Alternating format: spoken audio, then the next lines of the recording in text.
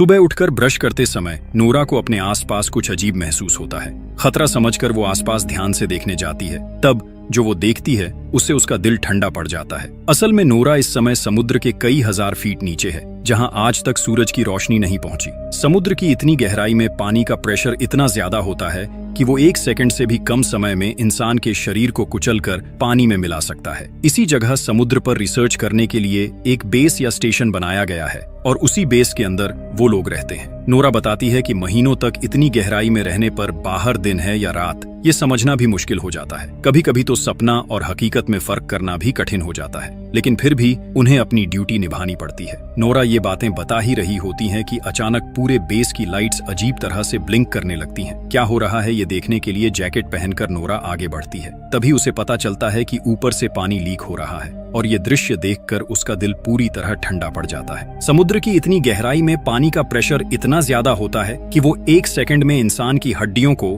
Powder की तरह कुचल सकता है। लेकिन नोरा इसके बारे में ज्यादा सोच भी नहीं पाती कि अचानक बेस की दीवार टूट जाती है और अंदर पानी घुसने लगता है। अपनी जान बचाने के लिए नोरा पूरी ताकत से दूसरे कॉरिडोर की तरफ दौड़ने लगती है और सो रहे दूसरे क्रू मेंबर्स को जगाने की कोशिश करती है। ऐसा खौफनाक मंजर देखकर वहां मौजूद सभी लोग चिल्लाते हुए नोरा के पीछे दौड़ने लगते हैं। काफी कोशिश के बाद वो लोग एक दूसरे रूम तक पहुंच जाते हैं, लेकिन उस रूम के डोर का सिस्टम फेल हो चुका होता है, इसलिए वो किसी भी तरह लॉक नहीं हो रहा था। समय बर्बाद किए बिना नोरा जल्दी से अपने हाथों से उस डोर के सिक्योरिटी सिस्टम को ठीक करने लगती है। तभी वो देखती है कि कई क्रू मेंबर्स पानी से लड़ते हुए अपनी जान बचाने के लिए उनकी तरफ दौड़ रहे हैं। नोरा चिल्लाकर उन्हें और तेज दौड़ने के लिए कहती है, लेकिन डोर तक पहुंचने से पहले ही समुद्र का पानी उन्हें पूरी तरह निगल लेता है। ये भयानक दृश्य देखकर उनमें से एक नोरा से कहता है कि जल्दी से डोर बंद कर दो, वरना सब मर जाएंगे। आखिरकार नोरा फिर से बटन दबा देती है और आखिरी पल में जोरदार आवाज के साथ गेट बंद हो जाता है। कुछ ही सेकंड में सब कुछ फिर से अजीब तरह से शांत हो जाता है। थोड़ी देर बाद उनका एक साथी रोड्रिगो कहता है कि शायद कोई बड़ा भूकंप आया होगा, वरना ऐसा होना मुश्किल है। इसके बाद वो लोग कंट्रोल रूम से संपर्क करने की कोशिश करते हैं,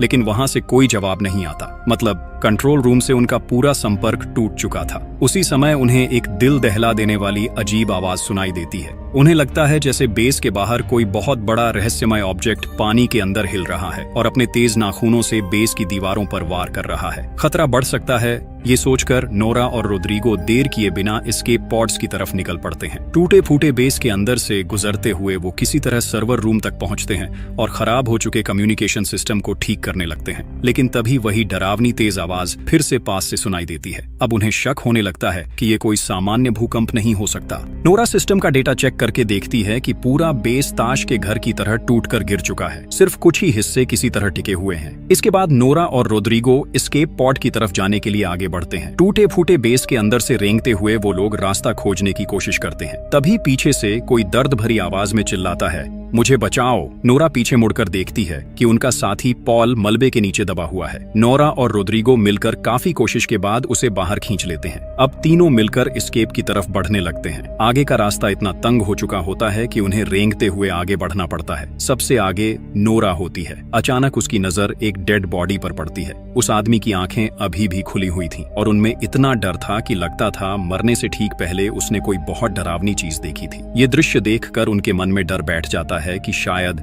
समुद्र की गहराई में कोई भयानक चीज जाग चुकी है जो इंसानी कल्पना से भी बाहर है। काफी मुश्किलों के बाद वो लोग आखिरकार पॉड रूम तक पहुंच जाते हैं, लेकिन पॉड रूम में पहुंचकर उनके पैरों तले जमीन खिसक जाती है क्योंकि वहां एक भी एस्केप पॉड नहीं बचा था। वहां सिर्फ कैप्टन लूसियन खड़े थे, लेकिन डोर लॉक होने की वजह से वो अंदर फंसे हुए थे। नोरा किसी तरह बाहर से डोर खोल देती है। बाहर आने के बाद कैप्टन बताते हैं कि जितने भी पॉड्स थे उनमें बाकी क्रू मेंबर्स को पानी की सतह की तरफ भेज दिया गया है। अब उन्हें किसी भी तरह सबमर्सिबल रूम तक पहुंचना होगा। नोरा कैप्टन से कहती है कि पूरा बेस लगभग नष्ट हो चुका है। उन्हें ये भी नहीं पता कि कितने लोग अभी जिंदा हैं या वो खुद बच पाएंगे भी या नहीं। नोरा फिर कैप्टन से पूछती है कि आखिर ये सब हो क्या रहा है, क्या ये सच में भूकंप है या कुछ और। कैप्टन कहते हैं कि अपनी जिंदगी में उन्होंने पहली बार ऐसा कुछ देखा है, लेकिन अब उन्हें मिलकर इस स्थिति का सामना करना होगा। इसके बाद वो लोग कंट्रोल रूम की तरफ जाते हैं, जहां एमिली और स्मिथ पहले से ही बाहर की दुनिया से संपर्क करने की कोशिश कर रहे थे, लेकिन कहीं से भी कोई सिग्नल नहीं मिल रहा था। ऊपर से कंट्रोल रूम को बार बार ऐसे झटके लग रहे थे जैसे बाहर से कोई बहुत बड़ा चीज पूरे बेस को ऊपर की तरफ धकेलने की कोशिश कर रही हो। नोरा सिस्टम चेक करके बताती है कि बेस के ऊपर वाले सभी फ्लोर्स और कूलिंग टावर पूरी तरह खत्म हो चुके हैं, लेकिन असली खतरा बेस का कोर है जो पूरे बेस को पावर सप्लाई देता है। वो किसी भी समय फट सकता है। अगर कोर फट गया तो धमाका इतना भयानक होगा कि एक पल में पूरा रिसर्च स्पेस राख बन जाएगा। अब उनके पास बचने का कोई रास्ता नहीं बचा, क्योंकि बाकी एस्केप पॉड्स पहले ही टूटकर नष्ट हो चुके हैं। जब सब लोग अपनी निश्चित मौत मानकर उम्मीद छोड़ने लगते हैं, तभी कैप्टन कहते हैं कि उनके पास एक आखिरी मौका है। उन्हें बेस के सबसे गहरे हिस्से में जाना होगा, जहां ड्रिलिंग का काम चल रहा था। शायद वहां उन्हें कोई पॉड मिल जाए। कैप्टन की ये बात सुनकर पॉल कहता है कि वो ड्रिलिंग साइट यहाँ से करीब 1.5 किलोमीटर दूर है। ऐसे हालात में वो वहाँ कैसे पहुँचेंगे? इसी बातचीत के दौरान स्मिथ को ड्रिलिंग साइट से आया आखिरी सिग्नल मिलता है, लेकिन उसे सुनकर सबकी आवाज डर से सूख जाती है, क्योंकि उस सिग्नल में सिर्फ लोगों की दर्द भरी चीखें और किसी भयानक जानवर की डरावनी आवाज सुनाई दे रही थी। इसी बीच अचानक तभी पूरा बेस फिर से अजीब तरीके से कांपने लगता है। ऐसा लगता है जैसे अंधेरे में छिपा कोई दानव पूरे स्टेशन को खिलौने की तरह तोड़ देना चाहता हो। पॉल निराश होकर कहता है कि उन्हें इतनी गहराई तक ड्रिलिंग नहीं करनी चाहिए थी। शायद उन्होंने किसी ऐसे शैतान को जगा दिया है जिसे छेड़ना ही नहीं चाहिए था। कोई और रास्ता न होने की वजह से सब लोग भारी अंडरवाटर सूट्स पहन लेते हैं। अब ये सूट्स ही उनकी जिंदगी की आखिरी उम्मीद थे। लेकिन जैसे ही वो समुद्र की गहराई में कदम रखते हैं, अचानक रोड्रिगो के हेलमेट में दरार पड़ जाती है। पानी के भयानक प्रेशर से पलक झपकते ही उसका पूरा शरीर फटकर चकनाचूर हो जाता है। अपने साथी की ऐसी दर्दनाक मौत देखकर कोई भी खुद को संभाल नहीं पाता। नोरा जब इस काले गहरे समुद्र की तरफ देखती है तो उसे लगता है कि ये सन्नाटा अंतरिक्ष से भी ज्यादा डरावना है। साथी को खोने का दुख और मौत का डर लेकर वो किसी तरह कार्गो लिफ्ट की छत पर कूदते हैं और उसके अंदर घुस जाते हैं। तब कैप्टन सबको बताते हैं कि उन्हें जितनी जल्दी हो सके इस बेस से दूर जाना होगा, क्योंकि ये किसी भी समय ज्वालामुखी की तरह फट सकता है। इसके बाद लिफ्ट उन्हें लेकर समुद्र की ओर भी गहराई में उतरने लगती है। तभी लिफ्ट की स्क्रीन पर किसी पॉड से मदद का सिग्नल दिखाई देता है। कैप्टन जल्दी से लिफ्ट रोक देते हैं और पॉल व स्मिथ को कहते हैं कि जो भी ये सिग्नल भेज रहा है उसे ढूंढ कर लाओ। दोनों फिर से भारी अंडर वाटर सूट्स पहनकर पानी में उतर जाते हैं, लेकिन बाहर इतना घना अंधेरा होता है कि सूट की लाइट से भी ठीक से कुछ दिखाई नहीं देता। आगे बढ़ते हुए स्मिथ को महसूस होता है कि अंधेरे में कोई चीज शायद उनका पीछा कर रही है।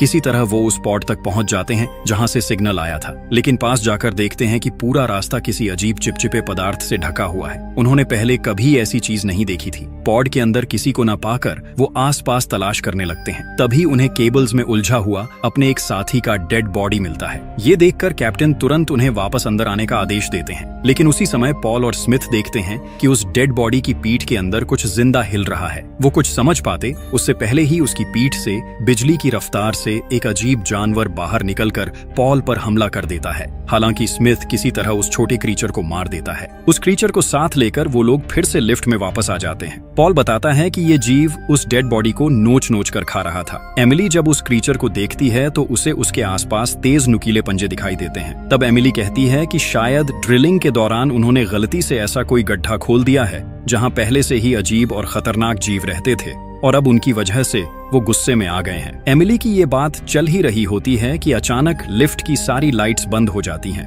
नोरा किसी तरह सिस्टम को फिर से ठीक करने लगती है, लेकिन जैसे जैसे लिफ्ट नीचे उतरती है बाहर से कोई बड़ा जीव उसे जोर जोर से धक्का देने लगता है। तभी पॉल की नजर टेबल पर रखे उसी छोटे क्रीचर पर पड़ती है। वो सोचने लगता है कि क्या बाहर उसका मां है। शायद उन्होंने बहुत बड़ी गलती कर दी है। भयानक झटकों के बीच लिफ्ट के अंदर सभी लोग पत्थर की तरह चुप खड़े रहते हैं। चारों तरफ इतनी गहरी खामोशी होती है कि उन्हें अपनी धड़कन तक साफ सुनाई देती है। उसी समय कैप्टन जब लिफ्ट की छत के कांच पर टॉर्च की रोशनी डालते हैं तो अचानक एक विशालकाय क्रीचर उस कांच पर जोर से हमला कर देता है और वो किसी दानव जैसे इंसान की तरह दिख रहा था। सब लोग बुरी तरह डर जाते हैं। तभी अगले ही पल बेस के ऊपर वाले हिस्से में जोरदार एक्सप्लोजन हो जाता है। रोशनी इतनी तेज होती है कि लगता है जैसे समुद्र की गहराई में अचानक सूरज निकल आया हो। इस धमाके के झटके से लिफ्ट के मोटे केबल्स टूट जाते हैं और लिफ्ट तेजी से नीचे गिरने लगती है। इसलिए सभी लोग जल्दी से अपने हेलमेट्स पहन लेते हैं। लिफ्ट समुद्र की तलहटी से टकराने से पहले ही वो लोग बाहर कूद जाते हैं, लेकिन एक्सप्लोजन की वजह से ऊपर से ब्रिज के भारी लोहे के टुकड़े और मलबा बारिश की तरह गिरने लगता है। अपनी जान बचाने बचाने के लिए सब लोग एक दूसरे को संभालते हुए किसी तरह दौड़कर ड्रिलिंग चेंबर के दरवाजे तक पहुंचते हैं। चारों तरफ गहरा अंधेरा होता है और उस अंधेरे में कुछ अजीब सी परछाइयां दिखाई देती हैं। उधर ड्रिलिंग चेंबर का डोर भी जैम हो चुका होता है। काफी कोशिश के बाद वो लोग किसी तरह उसके अंदर घुस जाते हैं। तभी ऊपर से फिर एक डरावनी आवाज सुनाई देती है। कैप्टन सबको समझाते हुए कहते हैं कि शायद ये ऊपर से बेस के टूटे हुए हिस्से गिरने की आवाज है। इसके बाद वो लोग उस सुरंग जैसे चेंबर के अंदर धीरे धीरे आगे बढ़ने लगते हैं। जैसे जैसे वो आगे बढ़ रहे थे, रास्ता और भी संकरा होता जा रहा था। एक जगह पहुंचकर उन्हें पता चलता है कि आगे का रास्ता मलबे की वजह से पूरी तरह बंद हो चुका है। तब नोरा हिम्मत करके कहती है कि वो पानी के नीचे तैरकर दूसरी तरफ जाएगी। वो अपना हेलमेट ठीक से पहनकर पानी में डुबकी लगाती है और तैरते हुए दूसरी तरफ पहुंच जाती है। वहां पहुंचकर वो बाकी सबको भी आने का इशारा करती है। एक एक करके सब लोग दूसरी तरफ पहुंच जाते हैं, लेकिन सबसे आखिर में पॉल रह जाता है। तभी पॉल को महसूस होता है कि पीछे के अंधेरे पानी में कोई मौजूद है। जैसे ही वो पीछे मुड़कर देखता है, एक अजीब क्रीचर पानी के अंदर गायब हो जाता है। कैप्टन उसे बार बार आवाज देते हैं, लेकिन पॉल की तरफ से कोई जवाब नहीं आता। मजबूर होकर सब लोग पॉल के सूट से जुड़ी केबल को पकड़कर जोर से खींचने लगते हैं। कुछ देर बाद पॉल उनके पास वापस आ जाता है और सब लोग राहत की सांस लेते हैं। लेकिन अगले ही पल पॉल की केबल को कोई अदृश्य ताकत दूसरी तरफ से जोर से खींच लेती है। डर के मारे पॉल चिल्लाने लगता है। बाकी सब लोग घबराकर केबल काटने की कोशिश करते हैं, लेकिन तब तक बहुत देर हो चुकी होती है। पलक झपकते ही पॉल के शरीर का एक हिस्सा उससे अलग हो जाता है। अचानक पॉल के हेलमेट में खून भरने लगता है और वहीं उसकी दर्दनाक मौत हो जाती है। ये देखकर बाकी सब डर और दहशत में अपनी जान बचाने के लिए वहां से भागने लगते हैं। कुछ देर बाद कैप्टन फिर से रेडियो के जरिए ऊपर की दुनिया से संपर्क करने की कोशिश करते हैं, लेकिन वहां से कोई जवाब नहीं आता। पॉल की मौत के बाद सब लोग पूरी तरह टूट चुके होते हैं। एक एक करके उनके साथी किसी अदृश्य ताकत के हाथों मारे जा रहे थे। तभी वो लोग एक कंट्रोल रूम में खड़े होते हैं, जहां से बाहर का डरावना नजारा साफ दिखाई देता है। उनके बेस स्टेशन की ड्रिलिंग मशीन इतनी बुरी तरह मुड़ी तुड़ी पड़ी होती है जैसे किसी ने उसे खिलौने की तरह तोड़ दिया हो। स्मिथ हैरान होकर कहता है कि 6000 टन वजन की ड्रिलिंग मशीन का इस तरह नष्ट होना क्या सच में संभव है? एमिली कांपते हुए कहती है कि ये सब उनकी गलती है। उन्होंने समुद्र की गहराई को छेड़ा है और अब समुद्र उनसे बदला ले रहा है। शायद उन्हें यहाँ आना ही नहीं चाहिए था। कैप्टन सबको शांत करते हुए कहते हैं कि उन्हें यहाँ ज्यादा देर नहीं रुकना चाहिए, लेकिन स्मिथ बताता है कि उसका सूट डैमेज हो चुका है और अगर वो बाहर गया तो पानी का प्रेशर सह नहीं पाएगा। इसलिए वो बाकी सबको कह देता है कि उसे छोड़कर आगे बढ़ जाए। स्मिथ कहता है कि अगर वो साथ गया तो सबकी जान खतरे में पड़ सकती है, लेकिन कैप्टन उसे हिम्मत देते हैं और किसी तरह उसका सूट ठीक कर देते हैं। इसके बाद सब लोग पानी के अंदर से ड्रिलिंग साइट की तरफ निकल पड़ते हैं, क्योंकि शायद वहीं एस्केप पॉड्स मिल सकते हैं। पानी के नीचे चारों तरफ घना अंधेरा होता है। तभी नोरा को महसूस होता है कि उसके पीछे कोई है। वो टॉर्च जलाकर देखती है, लेकिन उसे कोई दिखाई नहीं देता। फिर भी उसके मन में एक अजीब डर बना रहता है। उसे बार बार लगता है कि कोई उसके बहुत पास से होकर गुजर रहा है। अचानक नोरा के सामने से एक अजीब क्रीचर तैरता हुआ निकल जाता है। ये देखकर सब लोग डरकर अंधेरे में इधर उधर देखने लगते हैं। कैप्टन तुरंत सबको सूट की लाइट्स बंद करने का आदेश देते हैं। इसी दौरान उन्हें पता चलता है कि स्मिथ कहीं दिखाई नहीं दे रहा। सब लोग उसे ढूंढने लगते हैं। तभी नोरा देखती है कि कोई अजीब चीज स्मिथ को घसीट कर ले जा रही है। नोरा हिम्मत करके उस क्रीचर के पीछे जाती है। वो अजीब क्रीचर स्मिथ को खींचते हुए एक संकरी गुफा के अंदर ले जाता है। कैप्टन बिना एक पल गंवाए उसी गुफा के अंदर घुस जाते हैं। काफी अंदर जाने के बाद कैप्टन को स्मिथ मिल जाता है। किस्मत से स्मिथ अभी जिंदा होता है। कैप्टन उसे खींचकर बाहर ले आते हैं, लेकिन थोड़ी देर बाद कैप्टन को याद आता है कि स्मिथ की गन गुफा के अंदर ही रह गई है। इसलिए वो फिर से गुफा के अंदर जाकर गन निकालने लगते हैं, लेकिन जैसे ही वो वापस लौटने लगते हैं, गुफा की गहराई से एक भयानक मॉन्स्टर अचानक निकलकर कैप्टन को पकड़ लेता है और ऊपर की तरफ खींचने लगता है। कैप्टन के सूट की केबल में फंसने की वजह से नोरा भी उसके साथ ऊपर की तरफ खींचने लगती है। पानी के अंदर संघर्ष करते हुए कैप्टन और वो अजीब क्रीचर एक बड़े प्लेटफॉर्म पर जा टकराते हैं। प्लेटफॉर्म के किनारे कैप्टन को लटका हुआ देखकर नोरा उसे बचाने की कोशिश करती है। तभी वो भयानक क्रीचर फिर से उनके सामने आ जाता है। वो इतना विशाल होता है कि लगता है जैसे वो इस दुनिया का ही जीव नहीं है। वो अपना विशाल मुंह खोलकर नोरा के हेलमेट को निगलने की कोशिश करता है। उसी समय कैप्टन अपनी नाइफ निकालकर उस मॉन्स्टर पर वार करते हैं। दर्द से तड़पकर वो क्रीचर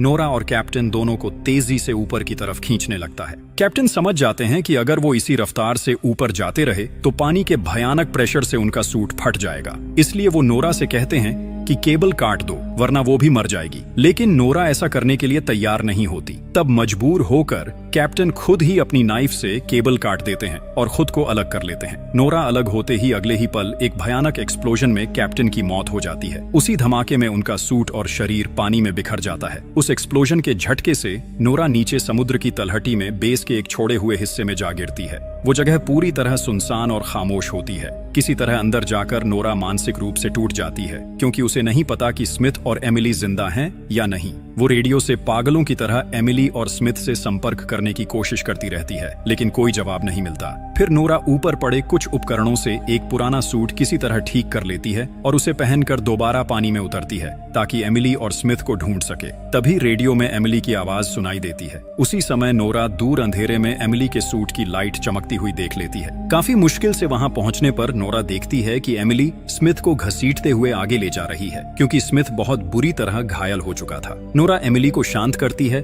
और दोनों मिलकर स्मिथ को खींचते हुए उस गहरे अंधेरे की तरफ बढ़ने लगते हैं। चारों तरफ माहौल बहुत डरावना होता है। हर पल ऐसा लगता है जैसे कोई भयानक परछाई छिपकर उन्हें देख रही हो। कई साथियों को खोने के बाद आखिरकार वो लोग ड्रिलिंग साइट तक पहुंच जाते हैं, लेकिन वहां पहुंचकर खुश होने की बजाय वो और ज्यादा घबरा जाते हैं, क्योंकि ड्रिलिंग साइट के मेन गेट तक पहुंचने के लिए बीच में एक पुल जैसा रास्ता पार करना पड़ता है, और उस पूरे पुल पर हजारों खतरनाक क्रीचर्स गहरी नींद में पड़े हुए होते हैं। अगर उन्हें मेन गेट तक पहुंचना है तो इन्हीं क्रीचर्स के बिल्कुल पास से गुजरना पड़ेगा, और अगर उनमें से एक भी जाग गया तो पल भर में हजारों जानवर उन्हें फाड़ कर खा सकते हैं। कोई और रास्ता न होने की वजह से वो धीरे धीरे आगे बढ़ने लगते हैं, लेकिन बदकिस्मती से एक क्रीचर अचानक जाग जाता है और नोरा पर हमला कर देता है। नोरा चिल्लाकर एमिली से कहती है कि वो तुरंत वहां से भाग जाए। वो क्रीचर अपना विशाल मुंह खोलकर नोरा को निगलने की कोशिश करता है, लेकिन नोरा डरने के बजाय हिम्मत दिखाती है और अपनी गन से उस क्रीचर के पेट के अंदर गोली मार देती है। दर्द से तड़पते हुए वो क्रीचर वहीं मर जाता है। इसके बाद नोरा उसका शरीर चीरकर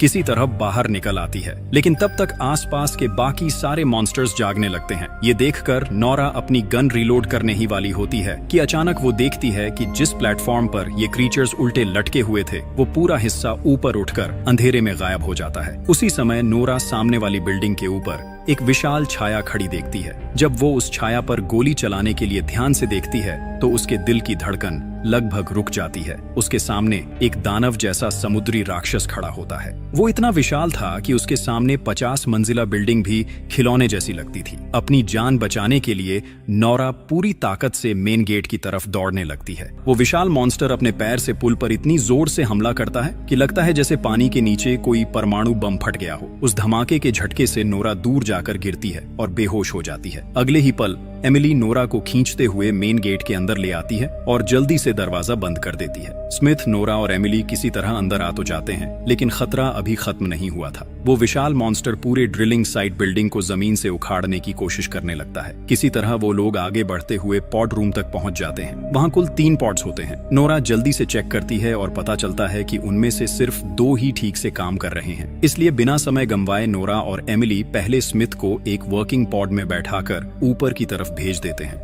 इसके बाद नोरा एमिली से कहती है कि वो दूसरे पॉड में बैठ जाए, लेकिन एमिली समझ जाती है कि बाकी बचा पॉड खराब है, इसलिए वो नोरा को अकेला छोड़कर जाने के लिए तैयार नहीं होती। तब नोरा उसे समझाते हुए कहती है कि स्मिथ के साथ उसका पूरा भविष्य है, इसलिए उसे जाना ही होगा। एमिली रोते हुए कहती है कि नोरा को जरूर वापस आना होगा, वो उसका इंतजार करेगी। ये कहकर नोरा एमिली का पॉड लॉन्च कर देती है। अब पूरे बेस में सिर्फ नोरा ही अकेली बची होती है। उसी समय पॉड रूम की कांच की दीवारों पर बाहर से छोटे छोटे क्रीचर्स हमला करना शुरू कर देते हैं। नोरा सिस्टम चेक करती है और देखती है कि हजारों अजीब क्रीचर्स स्मिथ और एमिली के पॉड्स का पीछा कर रहे हैं। नोरा गहरी सांस लेकर बेस के पावर कोर को अपने हाथों से ओवरलोड कर देती है। इससे पूरे बेस स्टेशन का सेल्फ डिस्ट्रक्ट मोड चालू हो जाता है। कुछ सेकंड की काउंटडाउन खत्म होते ही वहां भयानक एक्सप्लोजन हो जाता है। ये धमाका इतना ताकतवर होता है कि वो विशाल समुद्री मॉन्स्टर भी इससे बच नहीं पाता। उसके साथ साथ बाकी सारे क्रीचर्स भी